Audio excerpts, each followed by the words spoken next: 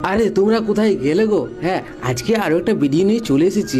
আর আজকে আমি এসেছি বাঁকুড়া শহরের চণ্ডীদাস সিনেমা হলে, যেটা এই মুহূর্তে বন্ধ হয়ে পড়ে রয়েছে। চলো তাহলে তোমাদেরকে এক এক করে সমস্ত কিছু দেখায় এখন চণ্ডীদাস সিনেমা হলটা কিরকম অবস্থায় রয়েছে। এটাই কিন্তু সিনেমা হলের সেই জেনারেটর, সেই কাল থেকে এই কাল পর্যন্ত এখনো সেই জায়গায় রয়েছে। এটাই কিন্তু প্রবেশ পথ, আর এই পথ দিয়েই কিন্তু আমরা সিনেমা হলের ভিতরে যেতাম। আর এটাই কিন্তু সেই টিকিট কাউন্টার, যে টিকিট কাউন্টারে একটা সময় আমরা সবাই লাইনে দাঁড়িয়ে টিকিট কেটেছি। শুধু এই একটা টিকিট কাউন্টার নয়, এর পাশেই রয়েছে আরো দু তিনটে করে টিকিট কাউন্টার। আর এইখানে এই জায়গাটা দেখতে পাচ্ছ, এখানে লেখা আছে আসিতেছে।